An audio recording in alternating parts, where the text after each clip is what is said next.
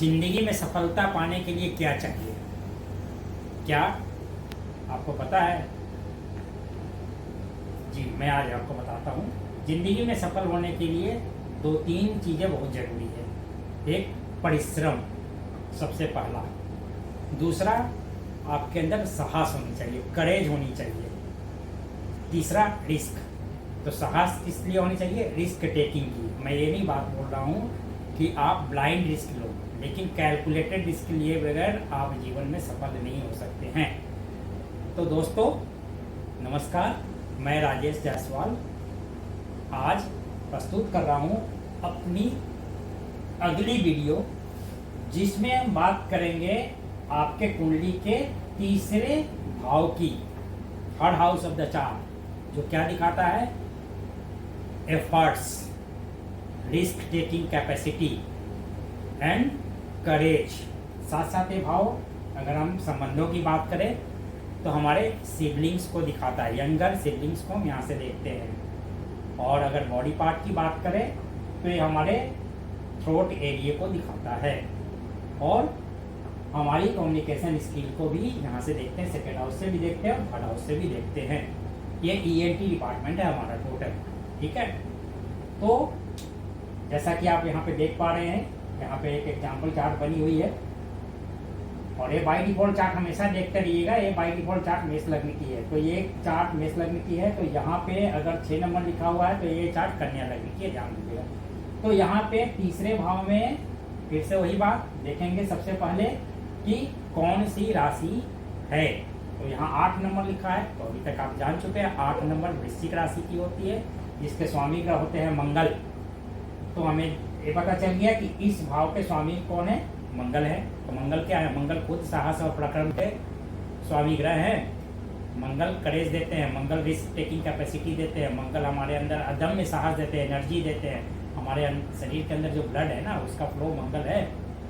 तो यहाँ पे देखिए इस चार्ट में मंगल की स्थिति सबसे पहले देखिए कि मंगल कहाँ बैठे हुए हैं। अगर मंगल यहाँ पे देखिए, मंगल ही एक ऐसा ग्रह है जो कि आकर के छठे भाव में भी अगर बैठा हो तो आपको अदम्य साहस देगा, आपको शत्रु हंता योग बनाएगा, शत्रु आपके सामने टिक नहीं सकेगा।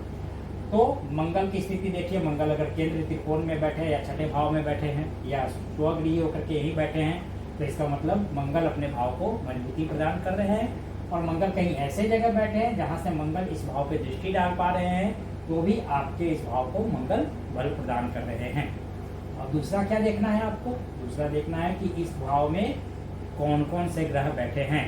वो ग्रह शुभ है आपकी कुंडली में कि अशुभ है। ऐसे दोस्तों ये भाव में अगर क्रूर ग्रह भी बैठे हैं तो अच्छा लाभ देते हैं। जैसे यहाँ पे मंगल बैठा हो, सूर्य बैठा हो, राहु बैठा हो, तो भी हमारे को लाभ देते हैं, ठीक है। बाकी आप देख लीजिए, लग्न का स्वामी यहाँ पर बैठा हो तो फिर आपके जीवन में परेशानियां तो रहेंगी, आपको मेहनत ज़्यादा करनी पड़ेगी, आपको जो भी अर्जित करना अपने बाहुबल से अर्जित करना पड़ेगा। लेकिन ऐसा आदमी अदम्य साहस का प्रतीक होता है, रिस्क टेकिंग कैपेसिटी इसकी बहुत अच्छी होती है, ठीक है। तो हमने क्या देख लिया? पहले इस ग्रह के, इस भाव के स्वामी ग्रह की स्थिति देखी, फिर ये देखा कि इस भाव में कौन कौन से ग्रह बैठे हुए हैं। फिर अब लास्ट में क्या देखनी है? इस भाव पे किन किन ग्रहों की दृष्टि आ रही है और कहाँ कहाँ से आ रही है।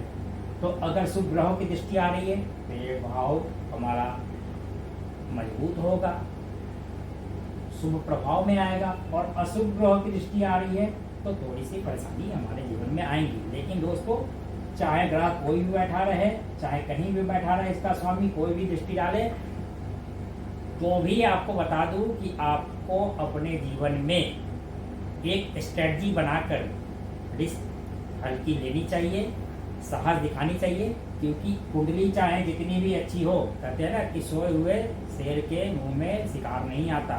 तो जब तक आप अपने अंदर की एनर्जी को लोगों को नहीं दिखाएंगे, उसका यूटिलाइजेशन नहीं करेंगे, तब तक कुंडली चाहे जितनी भी अच्छी क्यों ना बनी हो, आपकी ग्रह कितने भी अच्छे क्यों ना हो, सफलता आपसे कोसों दूर रहेगी। तो उद्यम दिखाइए, भाव उद्यम का है, जागिए, उठिए और परिश्रम कीजिए। आज के लिए इतना ही। लाइक कीजिए, सब्सक्राइब कीजिए, बेल आइकन दबाइए, मेरी अगली वीडियो का इंतजार कीजिए। मिलते हैं अपनी अगली वीडियो में। धन्यवाद।